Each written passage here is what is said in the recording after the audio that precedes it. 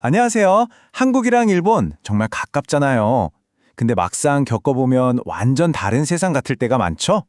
오늘은 그 중에서도 공소남에 대한 이야기를 좀 해볼까 해요. 아마 이걸 듣고 나면 두 나라를 여행하거나 이럴 때, 아, 그래서 그랬구나 하고 무릎을 탁 치게 되실지도 모릅니다. 네, 지리적으로는 정말 가까운데 과연 사회적인 언어도 같을까요? 우리가 보기엔 비슷하게 고개 숙여 인사하고 존댓말 쓰는 것 같은데 사실 그 속을 들여다보면요. 완전히 다른 규칙이 숨어 있다는 거죠. 자, 오늘 그 흥미진진한 차이 지금부터 바로 한번 시작해 볼까요? 자, 그럼 이 차이를 제대로 이해하려면 어디서부터 시작해야 할까요? 뭐니 뭐니 해도 언어죠. 말 속에 그 문화의 규칙이 다 녹아 있거든요. 특히 존중을 표현하는 문법, 여기서부터 벌써 차이가 확 드러납니다. 기본적으로 공손함이라는 건요, 문장 안에서 누구를 존중할 거냐 하는 문제예요. 생각해보면 간단합니다. 행동을 하는 사람, 그러니까 주체를 높일 수도 있고요. 아니면 그 행동을 받는 사람, 객체를 높일 수도 있죠. 그리고 마지막으로 지금 제 말을 듣고 있는 여러분, 바로 청자를 높이는 방법도 있고요. 이 세 가지 기둥이 바로 한국어와 일본어 공손함의 기초입니다. 자, 그럼 행동하는 사람, 즉 주체를 높이는 법부터 비교해 볼까요? 여기서부터 벌써 딱 갈립니다. 한국어는요, 엄청 간단해요. 그냥 동사 뒤에 시 하나만 붙이면 끝! 가다는 가시다, 먹다는 드시다. 거의 모든 상황에 쓸 수 있는 뭐랄까 맞는 키 같은 거죠. 근데 일본어는요? 와, 이건 완전 다른 게임이에요. 상황마다 써야 하는 존경 동사가 따로 정해져 있어요. 이건 마치 맞는 열쇠를 일일이 찾아서 문을 열어야 하는 훨씬 복잡하고 섬세한 방식이라고 할 수 있죠. 이번엔 행동을 받는 사람을 높이는 방식인데요. 와, 여기서 진짜 결정적인 차이가 나옵니다. 정말 재밌어요. 한국은요, 시소를 탄다고 생각해 보세요. 상대방을 높여주기 위해서 그 사람 쪽을 직접 들어 올려주는 거예요. 선생님께 선물을 드립니다. 이렇게요. 아주 직접적이죠. 그런데 일본은요, 완전 반대예요. 내가 앉은 쪽을 확 낮춰버려요. 그럼 어떻게 되죠? 상대방이 저절로 쑥 올라가잖아요. 바로 이 방식이에요. 나를 낮추는 겸양 동사를 써서 상대를 간접적으로 높이는 거죠. 와, 진짜 발상 자체가 다르지 않나요? 바로 이 차이가 두 나라 공손함의 핵심으로 이어집니다. 한국은 절대 경어를 써요. 이건 뭐냐면 사회적 서열이 절대적이라는 거예요. 나이나 직급 같은 거요. 우리 회사 사장님은 내가 누구랑 있든 어디에 있든 항상 사장님이니까 무조건 높여야 하죠. 딱 정해진 피라미드 같아요. 반면에 일본은 상대 경어입니다. 이건 상황에 따라 모든 게 달라져요. 핵심은 우리 편 내 집단이냐, 남 외 집단이냐는 거죠. 그래서 다른 회사 사람하고 이야기할 때는 우리 회사 사장님이라도 일부러 낮춰서 말해요. 저희 김 부장이 이런 식으로요. 그 순간만큼은 외부인 앞에서 우리 편을 낮추는 게 예의인 거죠. 관계가 계속 바뀌는 거예요. 자, 지금까지는 좀 딱딱한 문법 얘기를 했는데요. 근데 사실 공손함이라는 게 문법으로만 끝나는 게 아니잖아요. 지금부터는 말 속에 숨어 있는 눈에 보이지 않는 그런 공손함의 전략들을 한번 살펴볼게요. 이게 훨씬 더 재밌을 겁니다. 흥미로운 건 두 나라가 공통적으로 쓰는 전략도 꽤 많다는 거예요. 예를 들면 문장 끝을 애매하게 흐리는 거 있죠. 인 것 같은데요? 이렇게요. 그럼 단정적으로 들리지 않아서 부드럽잖아요. 또 제가 결정했어요 대신에 그렇게 결정되었습니다 라고 수동태를 쓰면 왠지 내 책임이 좀 덜어지는 느낌이 들죠? 그리고 함께 할래요? 보다 함께 하시지 않겠어요? 처럼 부정의문문으로 물어보면 거절할 여지를 주니까 더 배려하는 느낌을 주고요. 이런 것들이 다 대화를 부드럽게 만드는 일종의 기술인 셈이죠. 자, 그럼 이론은 이쯤 하고요. 이런 복잡한 규칙들이 과연 실제 상황에서는 어떻게 나타날까요? 지금부터 아주 재미있는 연구 결과를 보면서 한번 파헤쳐보겠습니다. 현실은 어떨지 정말 궁금하네요. 여러분, 처음 만난 사람이랑 친해지려고 할 때 보통 어떤 질문부터 하세요?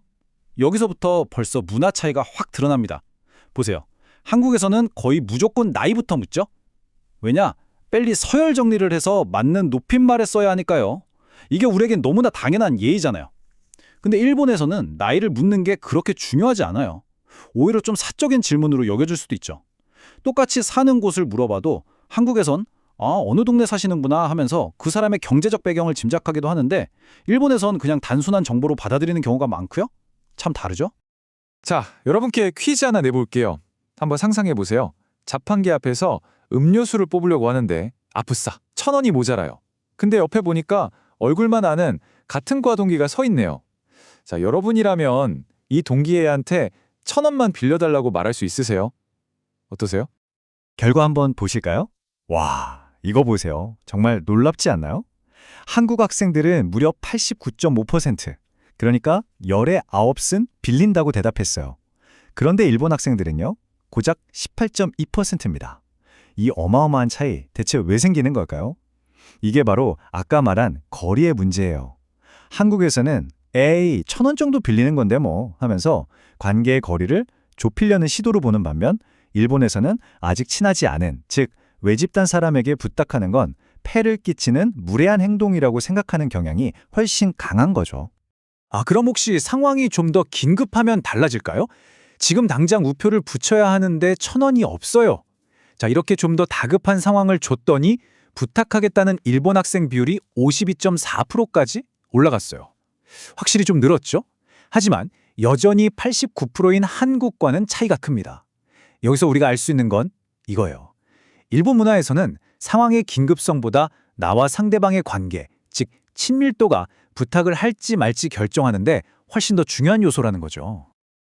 자, 이번엔 더 충격적인 숫자 나갑니다. 잘 보세요. 32.2%. 이게 뭘 의미하는 숫자일까요?